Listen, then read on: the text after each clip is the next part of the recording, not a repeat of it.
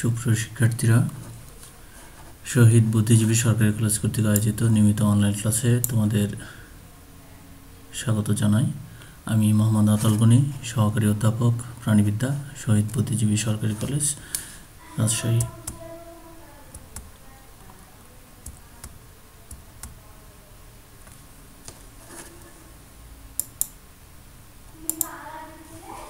তোমাদের আজকের পাঠ পরিচিতি উচ্চ মাধ্যমিক শ্রেণীর জীববিজ্ঞান দ্বিতীয় পত্র অধ্যায় 11 জিনতত্ত্ব ও বিবর্তন এর পঞ্চম লেকচার। আজকের লেকচারের আলোচ্য বিষয় ইভলিউশন বা বিবর্তন। তো শুরুতে আমরা আসবো বিবর্তন কি।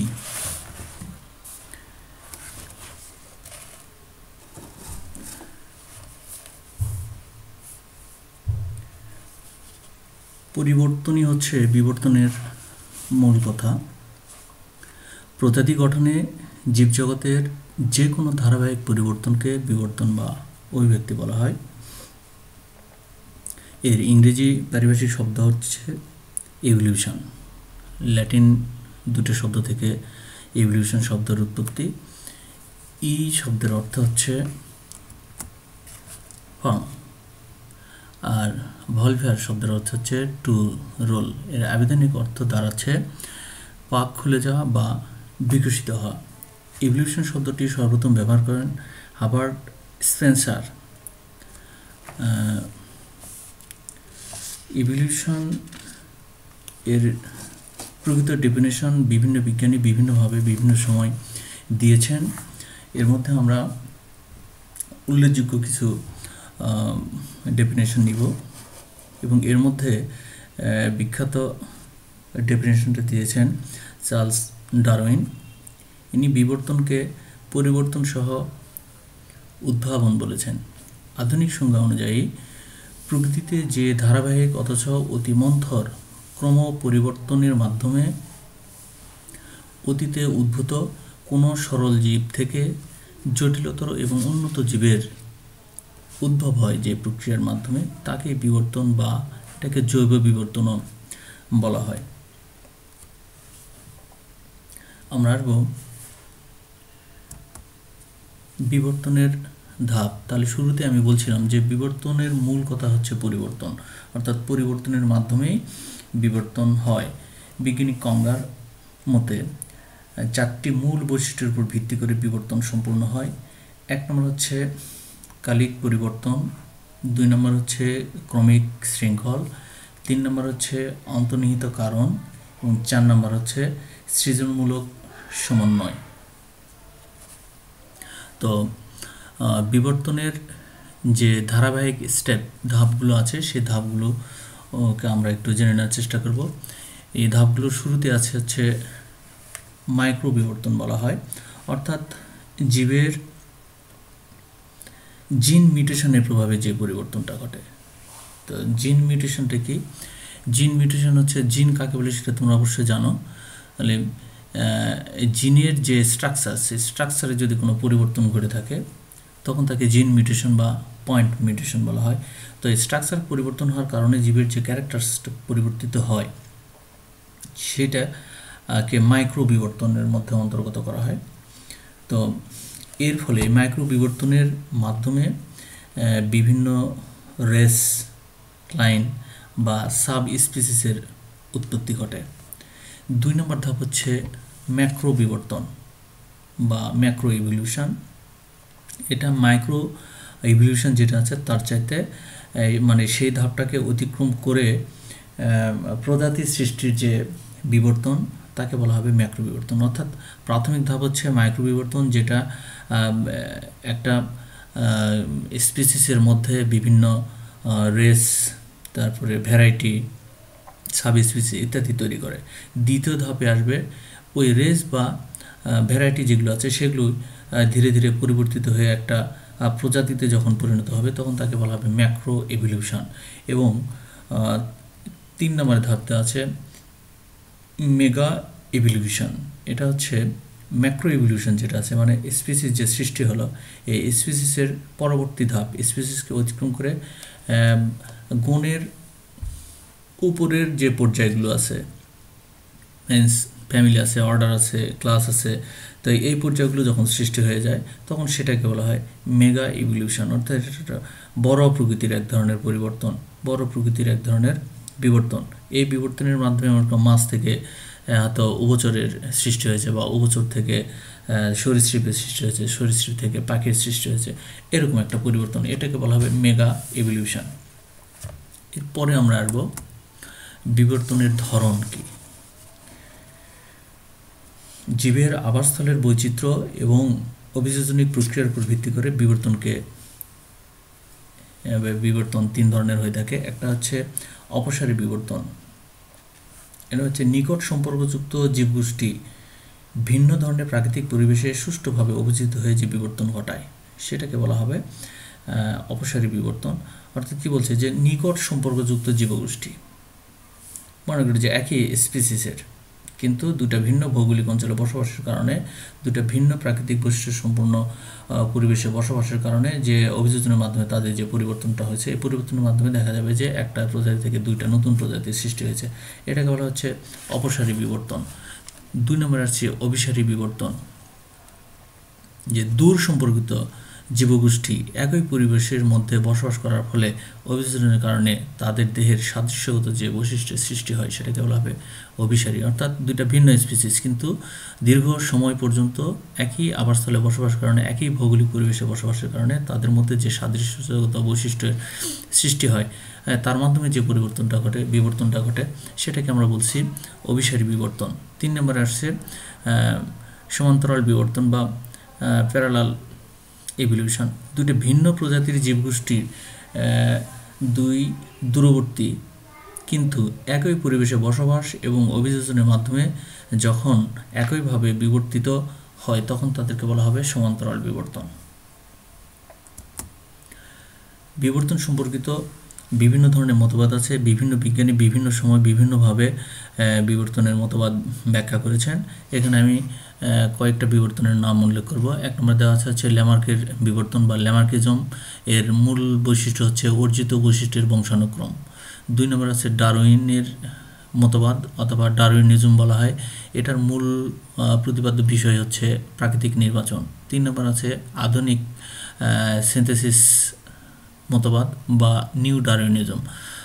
আরেকটা আছে ভাইজম্যানের জার্মপ্লাজম মতবাদ, ব্রিসের পরিব্যক্তি বা মিউটেশন মতবাদ আছে। এর মধ্যে তোমাদের বইতে ডিটেলস আমি বলবো না, জাস্ট সংক্ষেপে আলোচনা করা আছে ল্যামার্কের মতবাদ বা ল্যামার্কিজম এবং ডারউইনিজম নিয়ে। আমরা ল্যামার্কিজম নিয়েই কথা বলবো।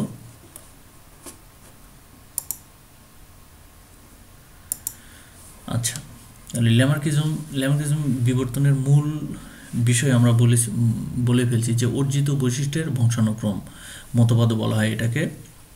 বিজ্ঞানী ল্যামার্ক এই মতবাদটি তার বিখ্যাত গ্রন্থ যে ফিলোসফিকা জুওলজিক, এই গ্রন্থে উনি এই মতবাদটা প্রকাশিত করেন। এই ল্যামার্ক মতবাদের মূল প্রতিপাদ্য বিষয় হচ্ছে 4টি। 1 নম্বর হচ্ছে জীবন ধারণের প্রয়োজনে পরিবেশ প্রতিটি প্রাণীর গঠন, আকৃতি এবং সংগঠনকে প্রভাবিত করে। আমি আবার বলছি যে জীবন ধারণের প্রয়োজনে পরিবেশ, অর্থাৎ সে যে পরিবেশে বসবাস করছে সেই পরিবেশ প্রত্যেকটা প্রাণীর গঠন, আকৃতি এবং সংগঠনের উপর প্রভাব বিস্তার করে। 2 নম্বর হচ্ছে কোনো অঙ্গের পুনঃ ব্যবহার বা প্রতিনিয়ত ব্যবহার সে অঙ্গকে সুগঠিত করে এবং তার বৃদ্ধি ঘটায়। আবার কোনো অঙ্গের ব্যবহৃত না হলে, কোনো অঙ্গ যদি ব্যবহৃত না হয় তাহলে তা ক্রমশ দুর্বল হয়ে যায় এবং শেষ পর্যন্ত তার ক্ষয়প্রাপ্ত বা বিলুপ্তি ঘটে। 3 নম্বর আমরা আসছি পরিবেশের চাহিদা অনুযায়ী প্রাণীর দেহে নতুন অঙ্গের উদ্ভাবন হয়। এই নতুন অঙ্গের আকার ও বিকাশ তার ব্যবহারের উপর নির্ভরশীল। ল্যামার্ক মতবাদের 4 নম্বর বৈশিষ্ট্য হচ্ছে ব্যবহার এবং অব্যবহারের মাধ্যমে পরিবেশ কর্তৃক আনিত সব পরিবর্তন প্রাণীর দেহে সংরক্ষিত হয় এবং প্রজননের মাধ্যমে তা পরবর্তী বংশে সঞ্চারিত হয়। এই পয়েন্টটা তোমরা একটু ভালো করে খেয়াল করবে যে ব্যবহার এবং অব্যবহারের মাধ্যমে পরিবেশ কর্তৃক আনিত সব পরিবর্তন প্রাণীর দেহে সংরক্ষিত থাকে এবং প্রজননের মাধ্যমে তা পরবর্তী বংশে সঞ্চারিত হয়। তো এই ল্যামার্ক মতবাদের ব্যাখ্যা করতে যে বিজ্ঞানী ল্যামার্ক বলেছেন যে কোনো খাটো গ্রীবা বিশিষ্ট জিরাফ ঘাসের পরিবর্তে উঁচু ঘাসের পাতা খেয়ে জীবন ধারণ করতে যখন শুরু করে তখন পাতার নাগাল পাওয়ার জন্য তার অনবরত ঘাড় লম্বা হয় এবং উঁচু হাড় প্রচেষ্টা চালায় এবং বংশ পরস্পরায় এই প্রচেষ্টার ফলে শেষ পর্যন্ত তাদের ঘাড় এবং গলা লম্বা হয়ে যায় এবং বর্তমান রূপ ধারণ করে। তো এইভাবে বিভিন্নভাবে বিজ্ঞানী ল্যামার্ক তার মতবাদকে ব্যাখ্যা করার চেষ্টা করেছেন। পরবর্তীতে বিজ্ঞানী ল্যামার্ক মতবাদের বিপক্ষে আরও বিভিন্ন ধরনের যুক্তি উত্থাপন হয়েছে বিভিন্ন বিজ্ঞানী কর্তৃক। যেমন আমি হয়তো দু একটা উদাহরণ দেব।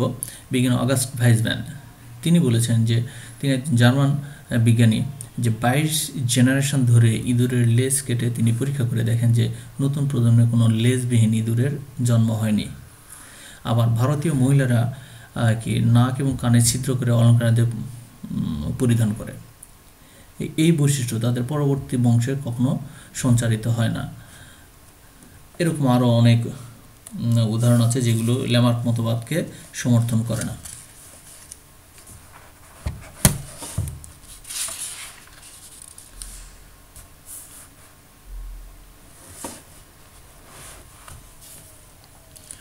আমরা এরপরে আসব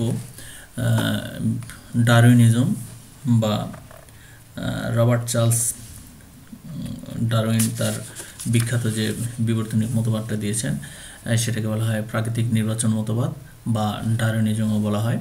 তিনি দীর্ঘ 5 বছর গবেষণা চালিয়ে তার তথ্যপাত্রের ভিত্তিতে তিনি কয়েকটা পুস্তক প্রকাশ করেন এবং তার বিজ্ঞানী ল্যামার্কের পর বিবর্তন সম্পর্কিত সুনিশ্চিত এবং জোরালো মতবাদ বিজ্ঞানী ডারউইনই প্রদান করেছেন। তার মতবাদটি প্রাকৃতিক নির্বাচন মতবাদ নামে পরিচিত এবং তার বিখ্যাত গ্রন্থ on the origin of species by means of natural selection এটা 1859 সালে প্রকাশিত হয় এবং তার এই মতবাদটি ডারউইনিজম নামে পরিচিত। এই মতবাদের মূল বিষয়বস্তু আমরা একটু দেখে নেব। যে প্রথমে উনি বলছেন আসলে এই মতবাদটা 5টি তথ্য এবং যুক্তির উপর প্রতিষ্ঠিত। এর 1 নম্বর হচ্ছে ভেরিয়েশন বা প্রকরণ, যে প্রাকৃতিক পরিবেশে প্রত্যেকটা জীব প্রজাতির মধ্যেই মানে প্রত্যেকটা প্রজাতির যে সদস্যগুলো থাকবে তাদের মধ্যে তাদের চেহারা, আকার, আকৃতি, জীবন ব্যবস্থা কিছুটা হলেও তারতম্য পরিলক্ষিত হয়। জীবের অমিল বা বৈসাদৃশ্যতাকে প্রকরণ বা ভেরিয়েশন বলা হয়। একই প্রজাতির 2টা সদস্য এমনকি অভিন্ন যমজ যারা আছে তাদের ব্যতীত একই পিতামাতার 2 সন্তান কখনো হুবহু একরকম হয় না। আমরা জানি যে একই প্রজাতির যতগুলো সদস্য আছে এবং আইডেন্টিক্যাল টুইন যারা আছে তারা ছাড়া বাকি কেউই 100% সাদৃশ্যপূর্ণ নয়। ইভেন টুইনগুলোকে যদি 2টা আলাদা ভৌগোলিক অঞ্চলে বেড়ে ওঠার সুযোগ দেওয়া হয় তাহলে তাদের মধ্যেও বৈচিত্র্য চলে আসবে। তো প্রজাতির এই ধরনের অংশ বিশেষকে ডারউইন প্রারম্ভিক প্রজাতি বা ইনসিপিয়েন্ট স্পিসিস বা গঠনোন্মুখ প্রজাতি হিসেবে উল্লেখ করেছেন। 2 নম্বর হচ্ছে জিওমেট্রিক রেশিও অফ ইনক্রিজেস, মানে গুণোত্তর হারে তাদের সংখ্যা বাড়বে। জীবজগতে যতগুলি প্রজাতি আছে তাদের সন্তান জন্মদানের হার এক এক প্রজাতির এক এক রকম এবং তাদের বেঁচে যে সদস্যগুলো থাকে তাদের চাইতে জন্ম দেওয়ার সদস্যের সংখ্যা অনেক গুণ বেশি, তাদের প্রজনন ক্ষমতা অনেক বেশি, এবং কিছু কিছু প্রাণী আছে তাদের প্রজনন ক্ষমতা অনেক, যেমন এককোষী প্রাণী প্যারামিথিয়াম আছে যে বছরে 600 বার প্রজনন ঘটাতে সক্ষম। তো এই প্রজনন, প্রত্যেকটা জননের অধিকাংশ সন্তান-সন্ততিতে বিভিন্ন কারণে মারা যাওয়ার কারণেই তাদের প্রজনন ক্ষমতাটা বেশি হয়ে থাকে। 3 নম্বরে আসবো যে স্ট্রাগল ফর এক্সিস্টেন্স, মানে বেঁচে থাকার জন্য সংগ্রাম। এই সংগ্রামটা অন্তঃপ্রজাতিক হতে পারে, আবার আন্তঃপ্রজাতিকও হতে পারে, মানে প্রজাতির অন্তর্গত যে সদস্যগুলোর আছে তাদের মধ্যে এই কম্পিটিশনটা হতে পারে, আবার একই পরিবেশে যে বিভিন্ন ধরনের প্রজাতি থাকে তাদের মধ্যেও এই কম্পিটিশনটা হতে পারে। তো এই কম্পিটিশনটা মূলত খাদ্য, বাসস্থান এবং প্রজনন স্থানকে কেন্দ্র করে হয়ে থাকে। এর পরের পয়েন্ট হচ্ছে 4 নম্বর পয়েন্ট, ন্যাচারাল সিলেকশন। আমরা 3 নম্বর যেটা দেখলাম যে স্ট্রাগল ফর এক্সিস্টেন্স। তো এই সংগ্রামের মাধ্যমে প্রকৃতি কর্তৃক সিলেক্টেড হয়ে যায় যে কারা পরবর্তীতে সারভাইভ করবে, কারা করবে না। কোনো কোনো প্রাণী সারভাইভ করবে, যারা সারভাইভ করে তাদেরকে বলা হচ্ছে অনুকূল প্রকরণ বা ফেভারেবল ভেরিয়েশন। পরিবেশের প্রকৃতিতে বেঁচে থাকার জন্য তাদের জন্য সহায়ক হয়। অন্যদিকে যারা এই ধরনের প্রকরণ লাভ করে নাই, তারা প্রকৃতি কর্তৃক সহায়তা না পাওয়ার কারণে হয় বিলুপ্ত হয়ে যায় বা প্রজনন ঘটাতে ব্যর্থ হয়ে যায়। তাহলে প্রকৃতি একজনকে সাপোর্ট করে, এক গ্রুপকে সাপোর্ট করে না। যাদেরকে প্রকৃতি সাপোর্ট করছে তাদেরকে বলা হচ্ছে অনুকূল প্রকরণ, আর যাদেরকে সাপোর্ট করছে না তাদেরকে বলা হচ্ছে প্রতিকূল প্রকরণ। তাহলে প্রকৃতি যাদেরকে সিলেক্টেড করছে তাদেরকে বলা হবে প্রকৃতি কর্তৃক নির্বাচিত। বিজ্ঞানী হার্বার্ট স্পেন্সার এই প্রক্রিয়ায় টিকে থাকাটাকে বলা হচ্ছে যোগ্যতমের ঊর্ধ্বতন, সার্ভাইভাল দ্য ফিটেস্ট বলে আখ্যায়িত করেছেন। এই সার্ভাইভাল দ্য ফিটেস্ট, এই যোগ্যতমের জয়, যারা জয়ী যারা হলো তাদের মাধ্যমেই নতুন প্রজাতির সৃষ্টি হয়। 5 নম্বর পয়েন্ট হচ্ছে নতুন প্রজাতির সৃষ্টি। ডারউইনের মতে জীবন ধারণ সংগ্রামে কেবল যেসব জীব সাফল্য লাভ করে কেবল তারাই টিকে যায় এবং শেষ পর্যন্ত নতুন প্রজাতি হিসেবে আত্মপ্রকাশ করে। তো আমরা এই ল্যামার্কিজম এবং ডারউইনিজম মতবাদের একটু সারসংক্ষেপটা দেখে নিই। ল্যামার্কিজমের ক্ষেত্রে বলছে যে অন্তর্নিহিত প্রাণশক্তি, মানে জীবদেহের ভিতরে একটা প্রাণশক্তি থাকবে, যে একটা প্রচেষ্টা থাকবে, যে প্রচেষ্টার মাধ্যমে সে নতুন কিছু একটা অর্জন করবে। এবং এই অন্তর্নিহিত প্রাণশক্তির পরের স্টেপটা হচ্ছে পরিবেশের পরিবর্তন, তারপর নতুন চাহিদা সৃষ্টি হবে। নতুন চাহিদার মাধ্যমে কোনো অঙ্গ ব্যবহার হবে, কোনো অঙ্গ ব্যবহার হবে না। যে অঙ্গ অব্যবহৃত অবস্থায় থাকবে সে অঙ্গের বিলুপ্তি ঘটবে, আর যে অঙ্গ ব্যবহার হবে তা সে অঙ্গের ডেভেলপ হবে। এবং অর্জিত বৈশিষ্ট্যের বংশগতি, অর্থাৎ যে ক্যারেক্টারসই অর্জিত হলো এটাকে অ্যাচিভমেন্ট বলা হচ্ছে। যে অঙ্গ আমি ব্যবহার করছি না সে বিলুপ্ত হয়ে যাচ্ছে, যে অঙ্গ ব্যবহার করছি তার ডেভেলপ হচ্ছে। তাহলে এই ক্যারেক্টারটা কি জীব অর্জন করছে। ল্যামার্কিজম বা ল্যামার্ক মতবাদ অনুযায়ী এই ক্যারেক্টার্সরা প্রজননের মাধ্যমে এটা বংশ পরস্পরায় ট্রান্সফার হয় এবং এর মাধ্যমে নতুন প্রজাতির উদ্ভব হয়। আর বিজ্ঞানী ডারউইন উনি বলছেন যে জীবের জন্মহার বেশি হবে এবং এদের মধ্যে বেঁচে থাকার একটা স্ট্রাগল হবে। যারা স্ট্রাগলে জয়ী হবে তাদেরকে নতুন একটা প্রকরণ বলা হচ্ছে। এই প্রকরণ যারা জয়ী তাদেরকে অনুকূল প্রকরণ, যারা জয়ী হলো না তাদেরকে প্রতিকূল প্রকরণ বলা হচ্ছে। প্রতিকূল প্রকরণ যারা তারা বিলুপ্ত হয়ে যাবে, আর অনুকূল প্রকরণ যারা আছে তারা সার্ভাইভাল দ্য ফিটেস্ট, যোগ্যতমের ঊর্ধ্বতন। অনুকূল প্রকরণের বংশগতি, এই অনুকূল যে প্রকরণটা তৈরি হলো এই ক্যারেক্টার্সটা পরবর্তী বংশে ট্রান্সফার হয়ে ধীরে ধীরে এটা নতুন একটা প্রজাতির জন্ম দেবে। তো এরপরে আমি আরেকটা টপিক নিয়ে কথা বলবো, সেটা হচ্ছে নিউ ডারউইনিজম। ডারউইনিজম নিয়ে একটু কথা বলি যে ডারউইন থিওরি প্রবর্তনের পর ডারউইনের পক্ষে বিপক্ষে বিভিন্ন ধরনের মতবাদ বা মতামত প্রতিষ্ঠিত হয়। তো কিছু বিজ্ঞানী আছে যারা ডারউইনের থিওরিকে সমর্থন করেন, কিছু বিজ্ঞানী আবার ডারউইন থিওরির সমালোচনা করেন। যারা সমর্থক তারা ডারউইনের থিওরিটাকে আবার কি বলা যায় যে নিউ ভার্সন বা পুনর্জমা বলা হয়, যে তারা ডারউইনের থিওরির যে সীমাবদ্ধতাগুলো আছে সেগুলোকে নতুন করে ব্যাখ্যা করার চেষ্টা করেন এবং ব্যাখ্যা করার মাধ্যমে ডারউইনের থিওরিটাকে আরও সুসংগত করার চেষ্টা করেন। এই থিওরিটাকে বলা হচ্ছে নিউ ডারউইনিজম বা নব্য ডারউইনবাদ। তো এই নব্য ডারউইনবাদীদের মধ্যে আছে বিজ্ঞানী হ্যাক্সলে, স্পেন্সার, জর্ডান, গ্রে, হ্যাকেল এদের উল্লেখযোগ্য। তবে এই নব্য ডারউইনবাদীদের থিওরির মূল বিষয় হচ্ছে প্রাকৃতিক নির্বাচন ঘটে পপুলেশন পর্যায়ে। অভিযোজনের কারণে একাধিক প্রাকৃতিক নির্বাচনের মধ্যে অভিযোজনের যে কারণ আছে কারণগুলো একাধিক, এবং এর মধ্যে একটা কারণ হচ্ছে প্রাকৃতিক নির্বাচন। প্রাকৃতিক নির্বাচন ঘটে জীবের জার্মপ্লাজম স্তরে, অর্থাৎ জিন পর্যায়ে।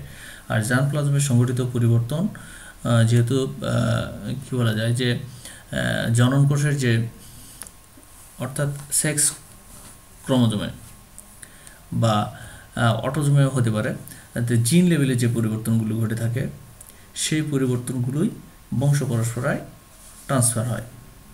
জার্মপ্লাজম তত্ত্বের আলোকে কেবলমাত্র গোনাড থেকে জনন কোষের জেনেটিক ম্যাটেরিয়ালস যেগুলো আছে, মিনস ক্রোমোজোম যেগুলো আছে সেগুলো গঠিত হয়। এই মতবাদে প্রকরণের ব্যাখ্যাস্বরূপ বলা হয়েছে যে জনন কোষে অভ্যন্তরীণ উদ্দীপনার ফলে পরিবর্তিত বংশধরে প্রকরণের উদ্যোগ ঘটে, এর ফলে নতুন প্রজাতির সৃষ্টি হয়। তাহলে নব্য ডারউইনবাদের মূল বিষয়গুলো আমরা আরেকবার একটু জেনে নিব। এটা হচ্ছে প্রাকৃতিক নির্বাচন ঘটে পপুলেশন পর্যায়ে। অভিযোজন অনেকগুলো কারণে ঘটে থাকে, এর মধ্যে একটা কারণ হচ্ছে প্রাকৃতিক নির্বাচন। প্রাকৃতিক নির্বাচন ঘটে জীবের জার্মপ্লাজম স্তরে। জার্মপ্লাজমটা গোনাড থেকে জনন কোষের যে জেনেটিক ম্যাটেরিয়ালস আছে সেটা দিয়ে গঠিত। এবং এই মতবাদের প্রকরণের যে ব্যাখ্যা দেওয়া আছে তা হচ্ছে জনন কোষের অভ্যন্তরীণ যে উদ্দীপনার মাধ্যমে পরবর্তী বংশে যে প্রকরণের সৃষ্টি হয় তার ফলে নতুন প্রজাতির জন্ম হয়। আজকের লেকচার এই পর্যন্তই। ধন্যবাদ তোমাদের সবাইকে।